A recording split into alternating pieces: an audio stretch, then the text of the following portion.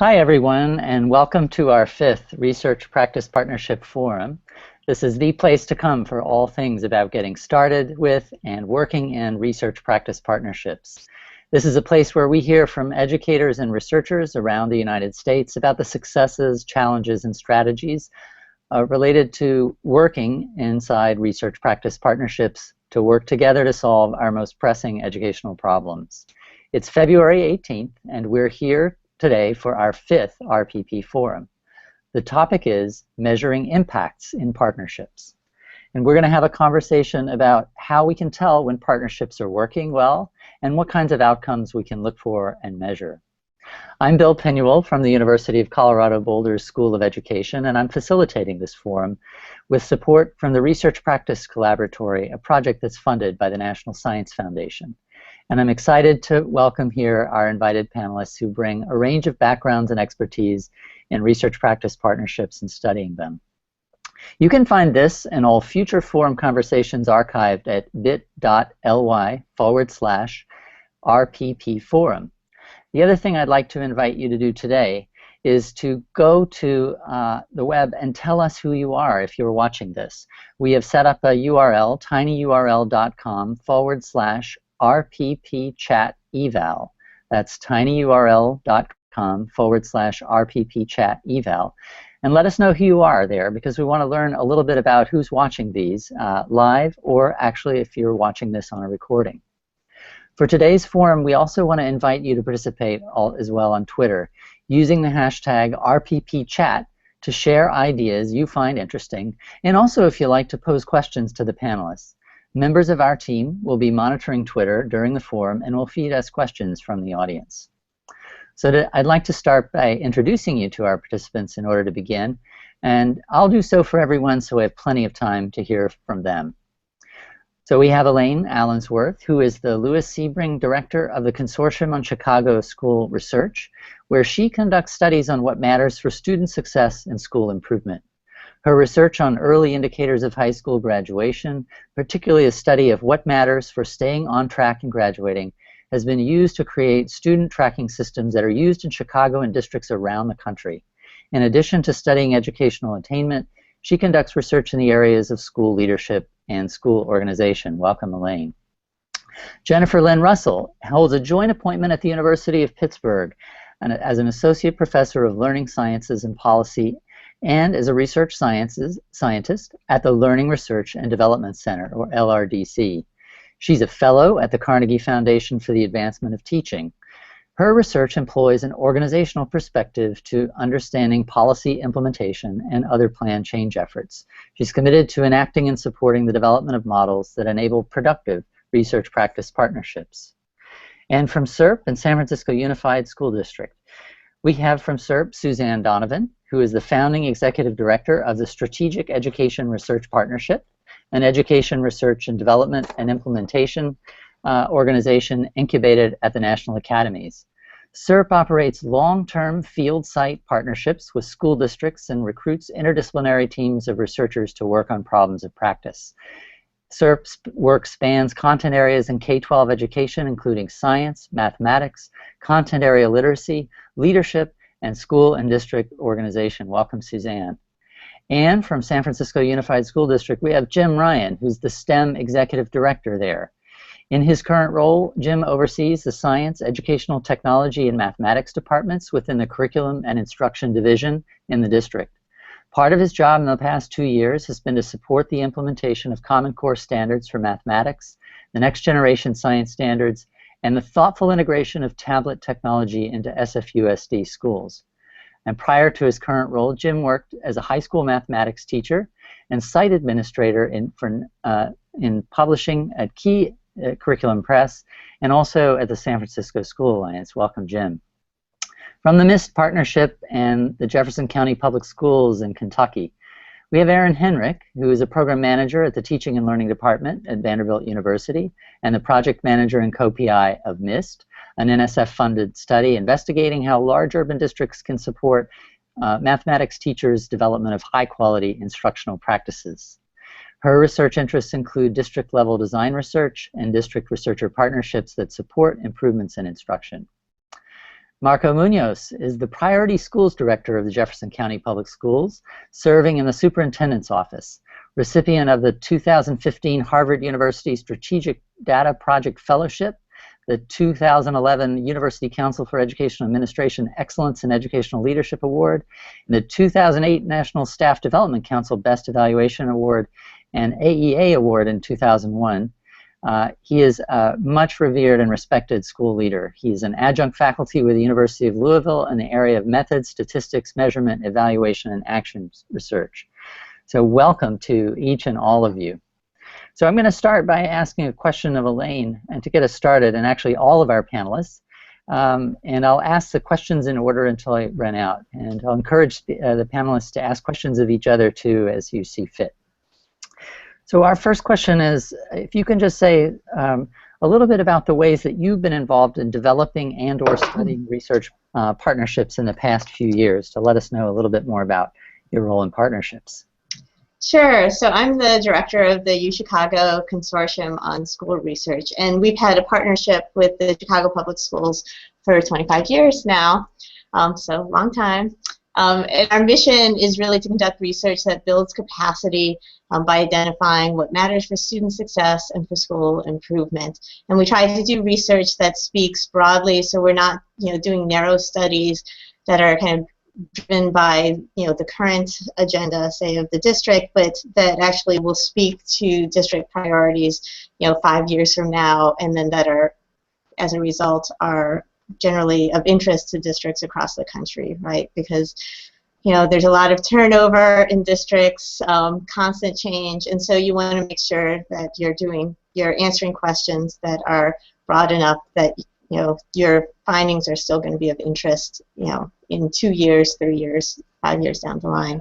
So we conduct a lot of different studies at the same time. We have many different kinds of partnerships with people in the district, people in schools, and also people in nonprofits in Chicago and other organizations. So we see our constituency or our partnership as really primarily with the school district, but also with all the various actors in Chicago that are trying to work to improve Chicago public schools. So we have partnerships, with many nonprofits. We work with the teachers union. We work with particular schools sometimes. It all depends on the kind of study and what we're trying to do. We also, spend a lot of time establishing different kinds of relationships with different people in the district, and that helps sustain us through transitions. And it also then helps us do different kinds of work to try different ways of, of connecting research and practice. Great, and we're very fortunate to have you on today. Jenn, tell us a little bit about your involvement in partnerships and partnership research. Great. So I'll mention 3 recent experiences. I'm currently working with a collaborative team that includes researchers and professional development providers from the Learning Research and Development Center at Pitt. It also includes leaders at the Tennessee Department of Education from both the curriculum and instruction units and the research and policy units. And then it includes 32 mathematics instructional coaches from 22 school districts spread throughout the state of Tennessee. And our joint work is aimed at testing and refining a model for mathematics instructional coaching that can support teachers in grades 4 through 8 developing their capacity to teach mathematics towards student conceptual understanding. And the goal of developing this model is to be a model that can be disseminated statewide and support educators' instructional improvement work throughout the state and beyond. So I'll mostly talk about that experience today, but I also want to mention 2 other brief examples.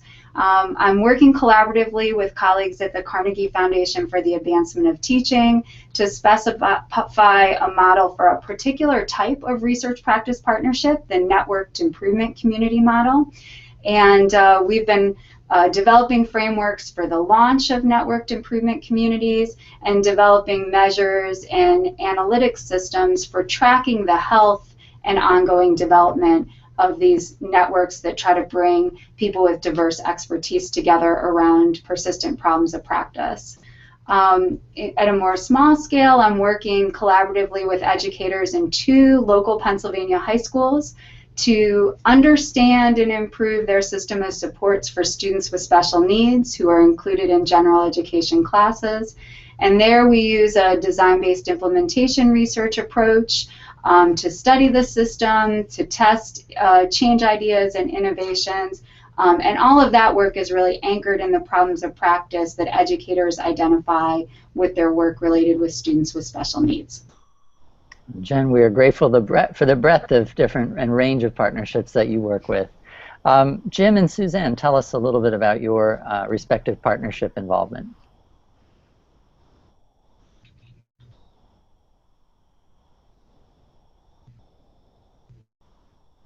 You are muted. If you want to unmute, that'll help. We can hear you. There we go. Okay. Our primary work with SERP has been around our mathematics and the rollout of completely new curriculum and support structure for that, including course taking policies as well as what happens in the classroom. And SERP has been amazing in bringing expertise to solve problems in an ongoing way. And so it's not there may be some research that comes out years down the road that's going to be helpful to others, but what is most important to me right now is it increases my team's capacity for what we do tomorrow. And so that's and I'll hand it over to Suzanne now. So San Francisco is one of our longest partnerships. We've been working together for almost a decade. And SERP has five total field site partnerships, which are the kind of relationship that Jim just described, where we work with districts on the problems that they put on the table. And we stick with them over time, what we call following the contours of the problem. So as we address one piece and another emerges, we then move to that next problem. And the way we remain flexible to respond to the district's problems is to be sort of the broker between university researchers and district needs, so that we manage and maintain and steer the partnership and draw university researchers in as their particular area of expertise is needed. Thank you guys so much. So it's great. We have two very long-standing partnerships in CCSR represented here and in SERP. Erin and Marco, you two are from a long-standing partnership at this point too. So tell us a little bit about your work together. Sure. Hi everyone, my name's Erin Henrick. As Bill shared, I'm a researcher at Vanderbilt University, and I'm the project manager and co-PI of an 8-year design research RPP known as MIST. We partnered with 4 large districts for 4 years, and for the past 4 years we continued to partner with 2 of the 4 original districts. I'm so happy to have Marco here today because he was one of my first district contacts in JCPS over 9 years ago. A little bit about my involvement in research practice partnerships. My personal career goals have always centered around doing work that helps kids or improves schools, and what attracted me to MIST was its clear focus on supporting district leaders as they work tirelessly to improve instruction and learning opportunities for all students. The districts that we partnered with in MIST were urgently seeking to improve the quality of math instruction in middle schools, and our team supported their efforts by collecting data each year on the implementation of their improvement strategies and providing district leaders with empirical evidence on how the strategies were playing out across schools and classrooms, as well as providing recommendations for addressing challenges. We shared this information in a meeting with district leaders each May and engaged in dialogue about the challenges of improving instruction across a large district. My role as project manager of MIST really prompted me to seek out others also doing this work. Pretty early on, I realized the critical nature of relationship building and developing trust and understanding the district context and goals, and I became interested in research practice partnerships more broadly mainly because I began to see more clearly how our work was so different from other traditional research projects. And over the past year, I've been involved in a project funded by the WT Grant Foundation, and the focus of this study is to support the RPP field by developing dimensions of effective research practice partnerships. So I've been working with Bill Penuel, Kara Jackson, Paul Cobb, and Tiffany Lee, and we've been interviewing educators and researchers from alliances, design-based research practice partnerships, and network improvement communities. And this work, I think, is really relevant to our discussion today because we hope that the dimensions will provide more clarity to aspects that are important when considering assessing the impacts of research practice partnerships. That's great. So this actual webinar will be very helpful in this discussion in our ongoing work. Marco, you want to add, and I'd really encourage you to give a little plug for the writing that you've done about how researchers can and should partner with districts. Absolutely, it's a great pleasure to be here, Bill. We have just so much needs, you know, in our school systems and any large urban districts when it comes to research. We appreciate the researchers, but we need to make sure though that the research is associated with pieces that we consider strategic for us, priorities, because there are many occasions that we have been involved with researchers where we feel that that the topic is not really relevant to our work, or where we feel that the research is actually a distraction or even a burden to our work. So we want to make sure that we tackle real problems of practice, and we also want to make sure that the findings are translated to in a language that we can actually make good use of it. Wonderful. So, as has already been introduced, today's topic, we're talking about documenting partnerships, particularly their impacts. And I want to ask each of our panelists to respond to the question of how do we know when partnerships are working and when they're making a difference? And give an example maybe of how you might know of a time when a partnership, maybe it's your partnership, was working well and maybe also not working so well. And we'll start back with Elaine for that question. Great. Yeah. It's really rare, as you might expect, to see an impact on students right away. I can think of one time when that happened, when we had a really close, tight working relationship with the Department of Post-Secondary at Chicago Public Schools, and they, we were real partners. They had analysts that they were working, as well as practitioners, and we were working together. And as soon as we come up with findings, they would be coming up with systems to implement. And so there were some things that right away we saw differences in student outcomes, like when we found that FAFSA was a big barrier to students enrolling in college. Immediately they developed this FAFSA tracking system so that schools knew every week, when students were, which students had successfully filled out their FAFSA.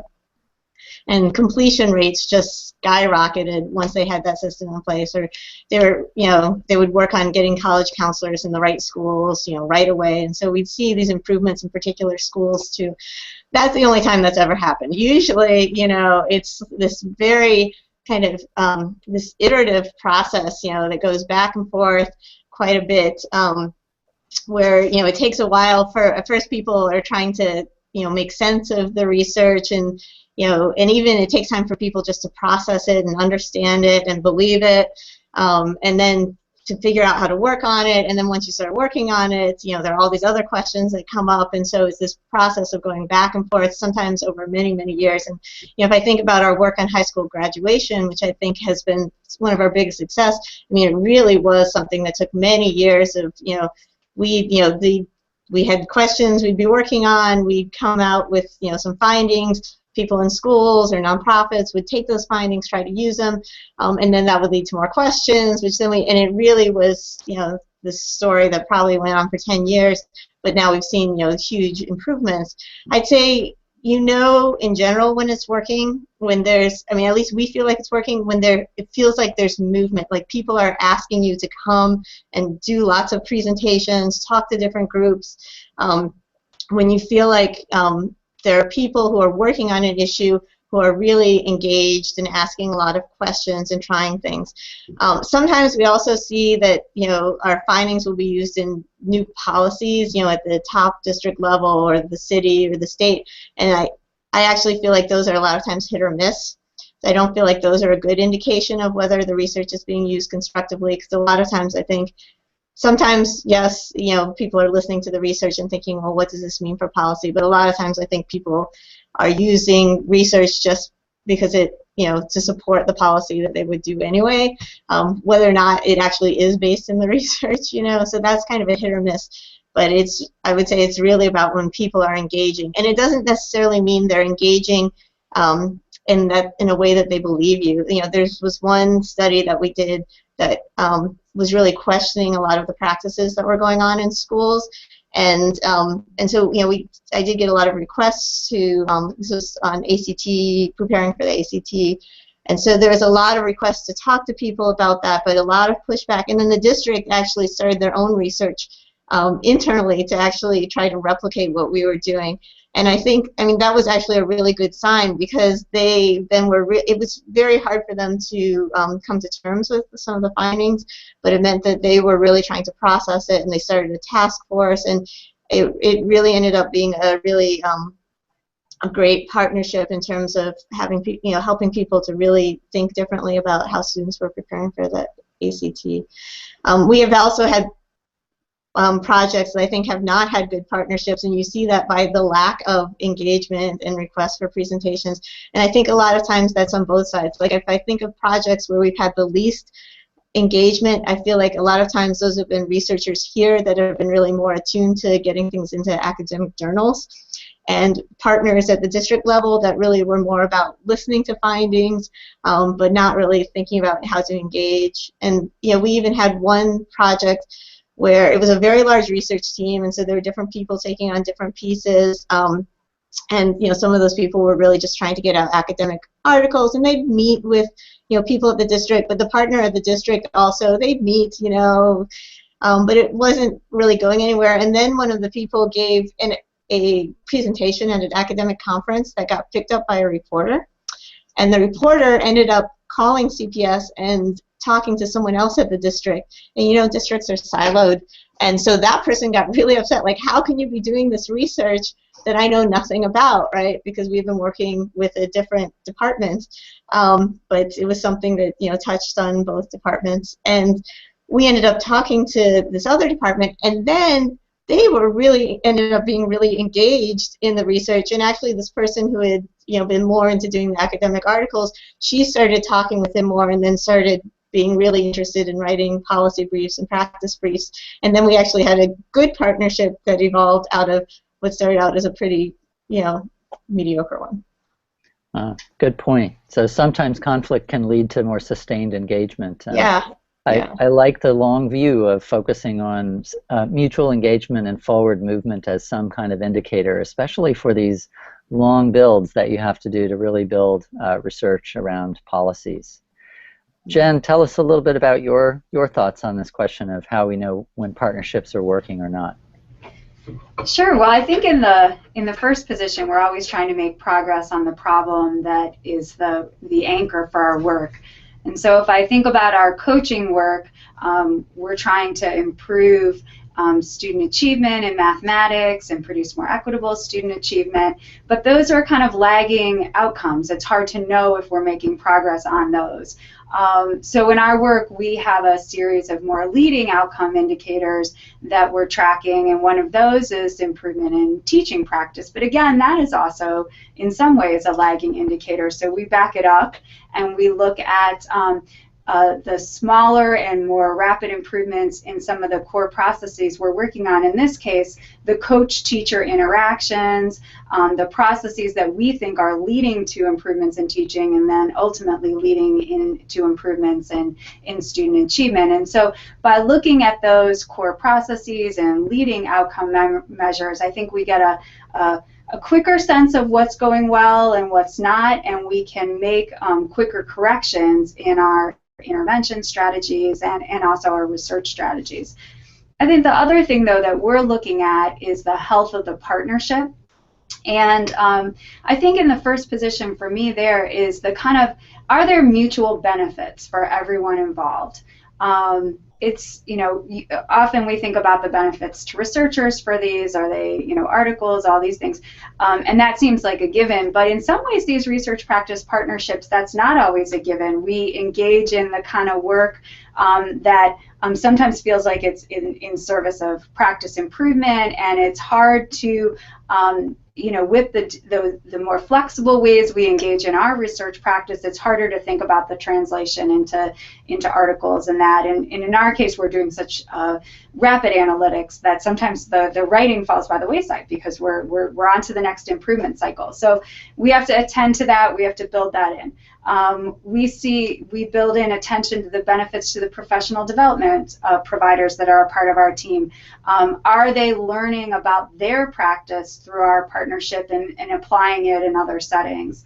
But most importantly, we're looking at the benefits to the coaches that we partner with and to the department. We're looking to see if the department, the Tennessee Department of Education, is gaining knowledge or tools that they can use to support their strategic goals, to tackle other problems. Is there benefits to coaches in them feeling more efficacious in their practice? And we try to track all of those fairly systematically throughout the life of our partnership. And so what kinds of questions, or how do you ask, and how do you track those systematically, Jenn? Yeah, so we're doing a series of periodic surveys with our partnership team as well as with the coaches. We get lots of feedback directly from the coaches through our ongoing direct involvement with them. But even for our partnership team, we've repeated a survey about the health of the partnership, about people's feeling of the relative cost and benefit to their engagement in the work. Is the effort that they're putting in feeling like it's making enough of a difference to warrant that? We'll be having an outside researcher do some interviews with our project team. We're at the midpoint right now in our engagement, and she'll be interviewing about what does the partnership feel like? Does it feel like it's a benefit to you? Is it worth the time? And really taking that as a serious subjective inquiry, the partnership itself. Wonderful. Jim and Suzanne, how do you all think about the health of the partnership or the outcomes of the partnership, and how you track them? Yeah. So in terms of tracking them for us as a practitioner, what I'm always looking for is, is it immediately evident where I'm seeing the impact of the partnership? And for our for SERP, I mean, it's easy for me to come up with 3 very quick ones, and that is one, when we detracked math through 10th grade for all students. It was through the help of people that SERP brought to the table, like Phil, Daro, and Harold Estudios, who helped us put together a policy that made its way through our board. In addition, when we looked at a curriculum, we needed an architecture for that, whether it be scope and sequence or the unit architecture. And SERP brought us expertise to the table, whether it be Phil or Alan Schoenfeld and others, who gave us indications on whether we were on the right track and which way to go. And then when it came down to designing what the professional learning that our teachers would be experiencing, one of the things that we knew that was at the heart of our work was we wanted coherence, but coherence that has a fidelity moniker to it becomes compliance rather than coherence. And what we wanted was ownership among our teachers. And it was Cynthia Coburn who gave us a lot of insight on how we design a professional development structure and team structure at sites that could help us work towards that. So if you can immediately cite the things that you're working on today and how they were influenced by a partnership, that tells you that it's going in the right direction. And I think from the SERP end, not surprisingly, we have somewhat different measures of the value of a partnership. And there are really 3 goals that we're aiming for. And so all 3 have relevant outcomes associated with them. One is to maintain the trust of the partnership and the productivity of the partnership so we can sustain attention to problems over time. And the way we know whether we're doing that is the willingness of the partner to continue to engage with us. The second is to develop tools that help address the district's problems that are also scalable to other districts. And the way we are accomplishing that goal is to look at how widely our products are being picked up and used successfully elsewhere. And we have some examples like word generation, an academic language program, STARI, a program for middle grade struggling readers, poster problems in mathematics, algebra by example. So we have lots of examples. So when you say, how do you know when something's not working? An interesting problem that we are facing is that the products we develop with districts that respond to the practitioners in that district tend to be used most effectively elsewhere. And within the district, in part because we are partnering with the central office, there is some resistance to spread within the district. And so I think in our partnership with San Francisco right now, we're trying to think through how to move work to the school level, so schools own it from the beginning. Otherwise, getting things developed with districts to spread through that district, as opposed to other districts that pick it up because they want to, rather than because somebody in their in an outside partnership brought it to them. That seems to work better. The third thing we measure ourselves against is whether we're adding to the knowledge base. And I would say there we're most successful when we have funders who support our doing that. In our work, our literacy work in Boston, we had a huge IES grant. We were able to do the development of new research tools, the development of, and testing of theory. But you know, in our San Francisco work, for example, the funder was much more interested in us supporting the district and less interested in research. So the extent to which we can meet that goal really has to do with the source of funding. Right, good point. So source of funding really matters for these outcomes. It really strikes me that you're both saying in different ways that ownership is an outcome of partnerships, that people have to own the process of change, own the what you're making, and really feel that, and that's sort of one of those things that you're using as an indicator.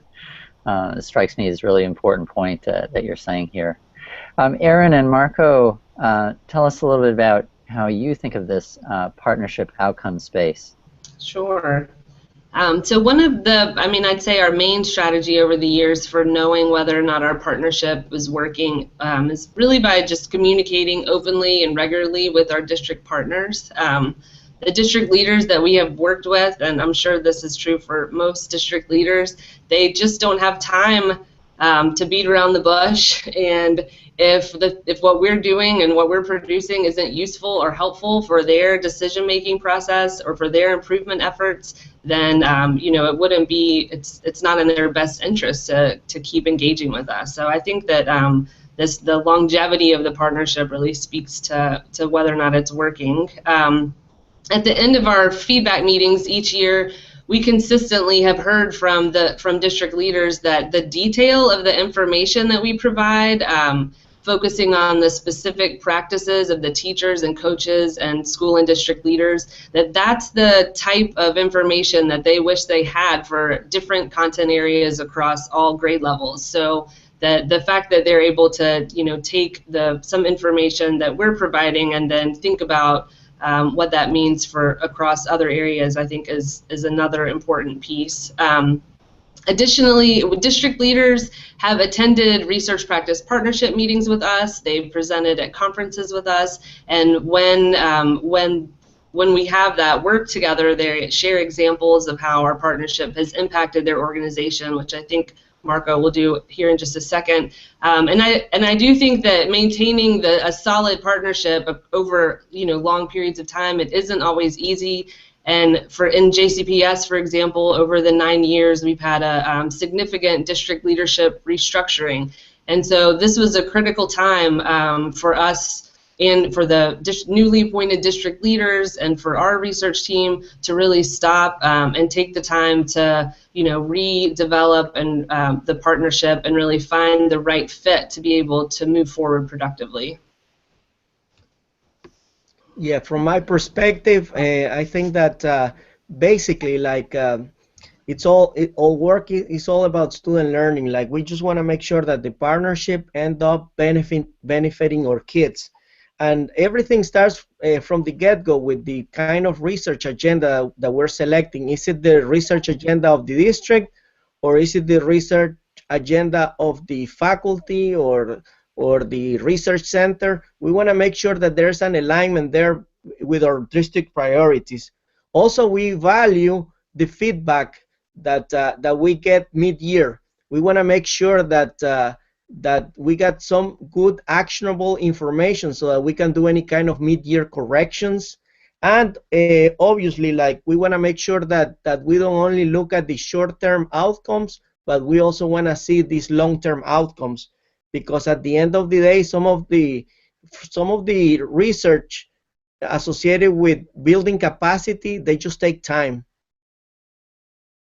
Such a good point. So, and Marco, you're just underscoring, I think, a point Elaine made about the importance of the alignment of the goals across research and practice, for uptake. That seems like one good indicator is people take up the research is when there's some goal alignment. I want to give people, some of you have shared some of the ways that you measure or analyze the health of your partnership or its outcomes. Does anyone want to add something that they use in their own partnership or that they've heard about that they think might be a good strategy for partnerships out there?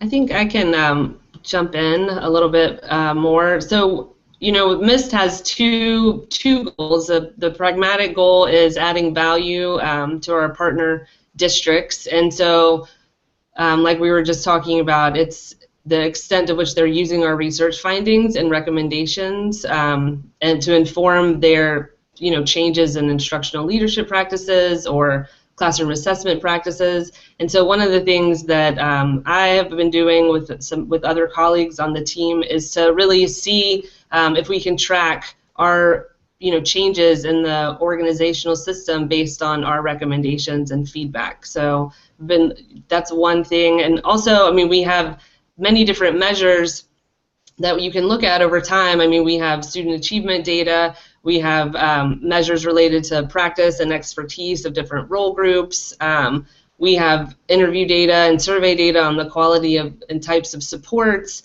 but I think the critical piece is to think about the what's a reasonable outcome given the goals and the nature of the partnership. So is it a reasonable outcome in a certain amount of time for the work that MIST is doing to change, student achievement test scores within a few years? And that's, I think, what we were speaking about earlier. So those are a few examples. If I could ask and interrupt this line of thinking, how could you, how does each of you manage this tension to show an impact on student achievement when much of what you do is a much longer game than being able to go into the classroom and have an intervention that works out of the gate? How do you all manage that tension? Yeah. Well, I know from our perspective, this is one of those things that we actually have struggled with, because we would love to be able to say, because our ultimate goal is to improve students' educational outcomes, right? And so we'd love to be able to say, that's how we judge our impact, but we absolutely cannot do that for a couple of reasons. One being, we know that we are only one small part of the many factors that influence student achievement, and and that our influence on any one project is going to probably take a long time. And then the second is that we need to stay neutral. I mean, one of the ways that we think that we're having, that we're helping drive school improvement is that we actually provide an objective assessment of how schools are doing, how students are doing, and so we don't want to judge ourselves by that because then we're not neutral anymore. We can't say objective. So I mean, we do try to look at what kind of actions have been happening because of a given research project, and it's more of is it causing people to think and ask us questions? Are they trying different things out in schools? Usually, while if say we have a grant that's a project-based grant, so it's got a limited time. We can see, well, how much are the people who are doing the research actually engaging? How often do they meet with people at the district? Have there been requests for researchers to meet with different groups, or to keep coming back? And that's usually how we'll judge in the short term. And then what we do is every year we kind of take a step back and we say, okay, what has actually happened over this last year in the schools, and and think about the research we've done not just this year but in the past, because a lot of times things that we did years before, it just takes a while, or things come and go, and suddenly we'll have all these requests to engage around a study that's been completed way in the past, right? Or suddenly we'll be putting kind of a synthesis, like bringing pieces together. And so we take a step back to usually once a year to say, where is the district today, and how is what they're doing today related to what we've done in the past, and what are the practices that what are the factors that seem to have led to those things, those places where we've actually seen the most influence from our work. Suzanne, you want to add? Yeah, so I think one can be broader than to say what's the evidence that it impacted student outcomes, and ask what have we learned about the nature of the problem that we didn't know before. And I think that is tremendously valuable, not only to people trying to do the work, but to the districts as well, to uncover aspects of the problem that were not initially evident. So, for example, in San Francisco, when we tried to shift classroom practice away from a quick jump to answer getting towards sense making, and then saw that teachers, even when they were enthusiastic, when the researchers went away, they didn't do it anymore. And so getting at why is it they didn't do it? They felt like if they didn't cover the material and students were up against that material on a standardized test, that even if the students didn't learn it because they were trying to cover too much, at least they had done their job of introducing it. If the students had never seen that material, they felt like they failed. And so when you sort of get underneath that why is the change not happening, that is valuable data in addition to, because it's a step along the way to improving outcomes for students, in addition to the actual change in student data. Yeah, this reminds me so much of what Carol Weiss called conceptual use of research, right? So the idea that sometimes we don't use research just to make decisions, but also to really change our way of thinking about things. Exactly. Our mental models, right? Yeah. I would just add a couple things to that. Is the unfortunate piece is that when we talk about student results, too often we talk about the spiky piece of data, which is our state assessment. And where researchers can help us as a district in talking to our communities is by offering adjacent narratives to that. Not counter narratives, but adjacent narratives, ones that give the fuller picture. And what are those things that we can point to that will give parents and board members comfort that we're on the right track? And part of that is is when we talk about those narratives, is to make sure that our horizons are compatible. A researcher many times comes out with a horizon that is way beyond what a practitioner can consider. And so make sure that that the horizons are equivalent, at least for those adjacent measures that you're going to be considering, because the state tests are going to come out every year. We need to have an adjacency every year to fill out that picture. So have another story to be able to tell about your partnership. Very important to do. Anyone else want to add about managing this particular tension between short-term outcomes, especially around achievement, and how you convince people about the partnership working? Yeah, I would like to add that we're really interested, like from a school district perspective, on this concept of matching processes with outcomes. So I think that the researchers can help us figure out what are those processes that actually have a high leverage, a high impact on those outcomes.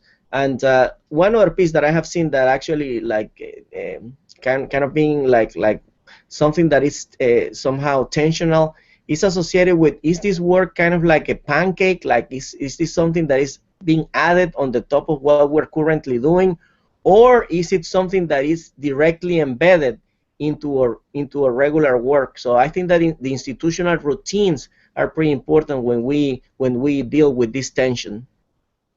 So changing organizational practices, and we've heard that already today, that's an important piece of evidence that a partnership has had an impact.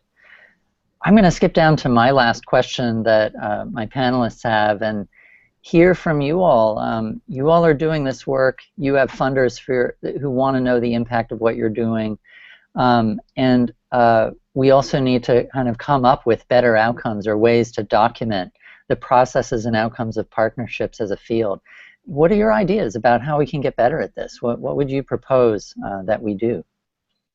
And anyone can jump in with an answer to this one.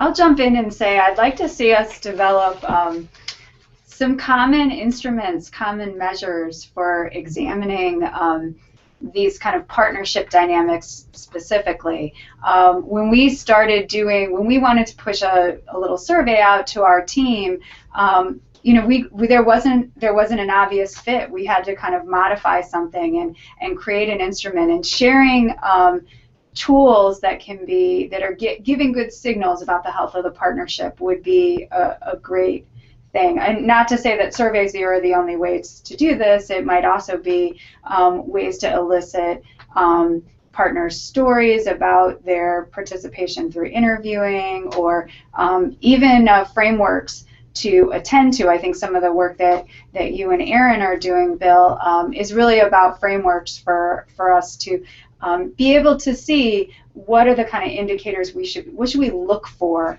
in the partnership work. Erin, you want to speak to that a little bit?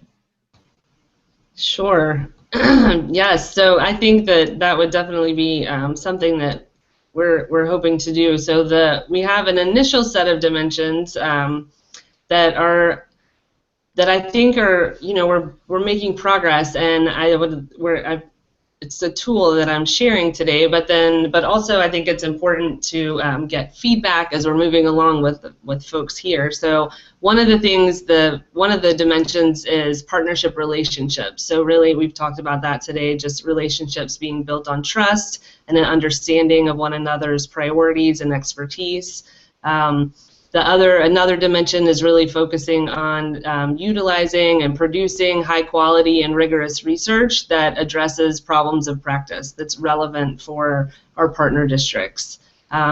We also have generalizable knowledge, so really building on what Suzanne was saying is producing information and knowledge that can inform improvement efforts across settings, so in other districts. But then also supporting local improvement efforts. So really working to help our partner districts achieve their goals. And then the fifth dimension is the capacity to conduct partnership work. So really building the capacity of educators and researchers to really be able to engage in this type of activity, because as we all know and have talked about today, it involves combining different roles and changing ways of doing things for both researchers and practitioners. So that's where we are at this point. That's great. And this is a good segue into that part of the forum where we've asked our panelists to share resources with us that they have found useful in their own partnership work or that are inspiring lines of thinking for them in the work that they're doing. And Erin, if you could just say a little bit more about the framework, since that's what you shared, and a little bit more about that in terms of what you're hoping will happen with that framework. Where is it going? How will people use it? And then we'll turn to Elaine after that. So.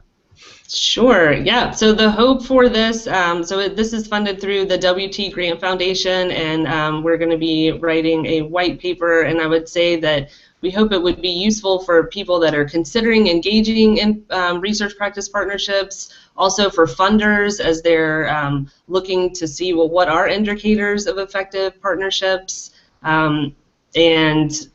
and yeah, so that's kind of where it's headed. And then the other resource that I shared is the MIST website. We do have a lot of papers, and several papers are focused on research practice partnerships and kind of go into a little bit more detail about our about what we've been doing. So those are my two. That's great. Elaine, tell us a little bit about what you've shared that's going to be on the RPC website, the Collaboratory website. Sure. Well, I actually shared, this organizational book, the From Good to Great. You probably all have read it. Just because I feel like anytime you want to think about, how are we measuring our impact, you want to figure out who you are, what are you trying to do, what are you really passionate about and good at. And we've used it many times. We kind of reevaluate now and then, and we set different goals. Because everything we do is about partnerships. It's really, we're trying to build a strong organization, which is all about a partnership with the Chicago Public Schools, built to support improvement in the schools through research engaged in practice. And then I also shared with you, some of our goals and metrics that we use. It's very internal, so I don't know if anyone even is interested in it because it's very specific to us, maybe.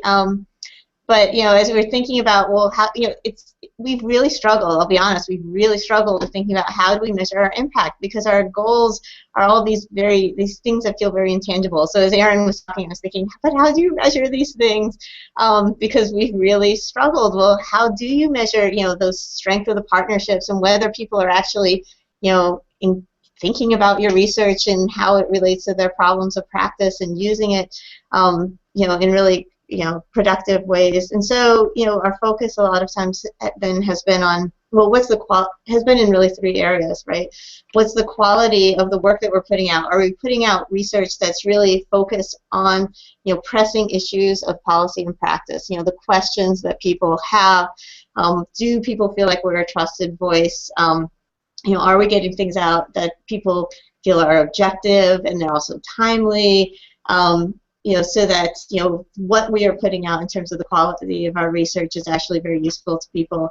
And then the second thing is we look at, is it actually being used by people in the school district and in other districts across the country? And so, looking at, how much people are reaching out to us, how often we're engaged with people, what are the different ways that we're engaged with people to see, is it being used, is there activity around our research? And then we look at our organizational strength, because obviously we can't partner if we're not a strong organization. And so thinking about, do we have the right kinds of staffing and funding and things like that. So those are the ways we kind of judge how we're doing. That's great. And I have a lot of confidence that people will want your metrics, Elaine, because a lot of people around the country use things from the consortium. And it's a little bit like Suzanne was talking about, that things travel in partnerships, and the paradox is they're locally developed, but almost because they're locally developed, they travel really well, it seems. So yeah, which is great, because then we can learn from each other. Yeah, that's great.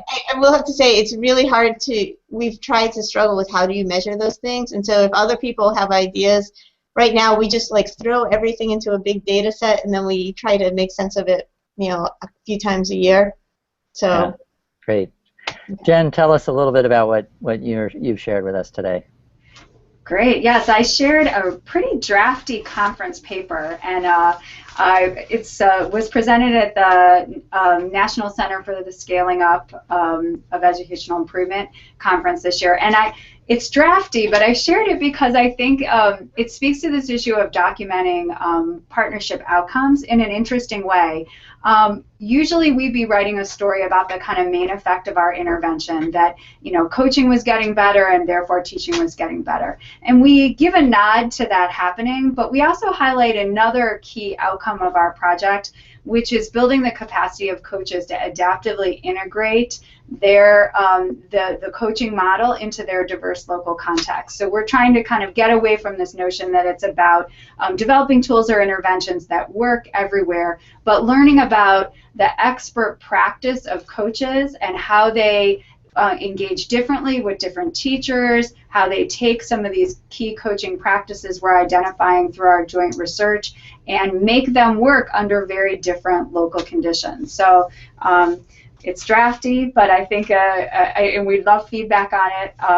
So that was one piece. The other piece I shared is a paper that will be in press soon, that is in press at Teachers College Record, which posits a framework for initiating networked improvement communities. And we found it we've gotten a lot of good reaction to it as a real practical tool for people who are trying to start networked improvement communities. People have been using our framework, and there's a series of blog posts that are now posted on the Carnegie website that illustrate stories of network improvement community initiation tied to the framework that I think people might be interested in. That's terrific, and it's always great to have good examples of writing projects that relate directly to partnership work. Jim and Suzanne, share a little bit about what you shared with us. So you asked what was influencing our thinking, and the paper I shared is actually from the field of public health, and by John Sturman at MIT. Influencing my thinking right now is I feel like one of the standards to which we need to hold ourselves is whether we're able to understand not just the problem we're working with the district on, but where it sits in the system that is the district.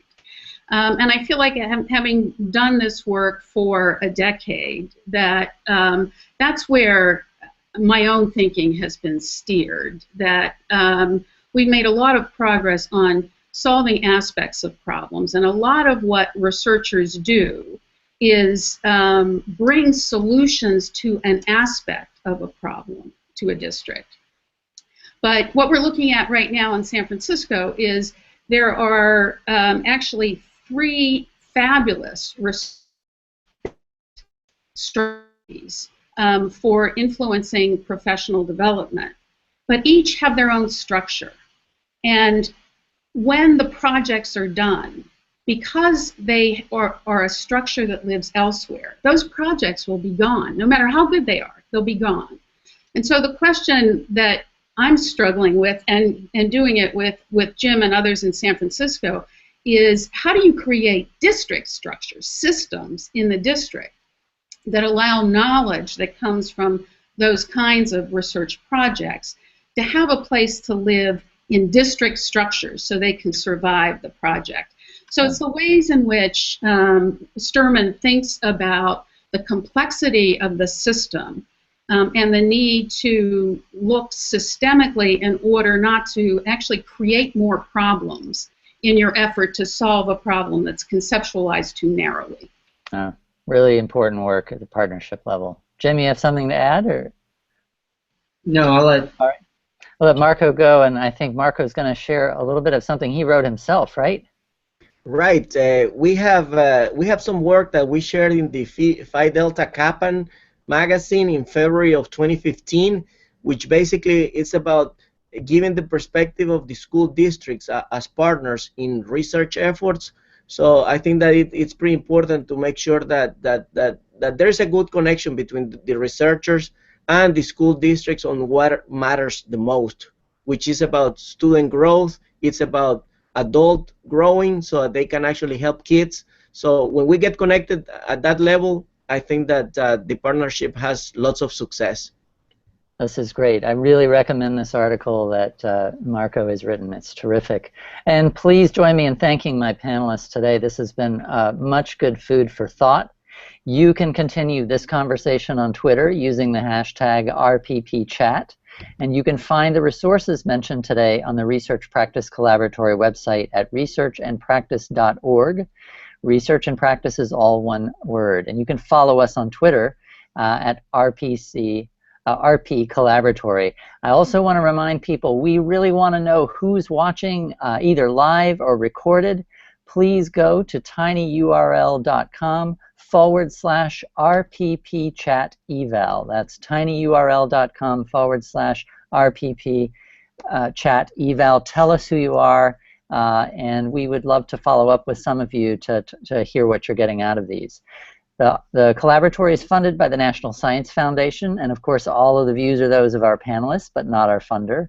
And I want to invite everybody to join us next time, our last for this series of the RPP Forum, Thursday, March 18th, same time, 3 p.m. Mountain, for our next forum. And the topic will be sustaining partnerships.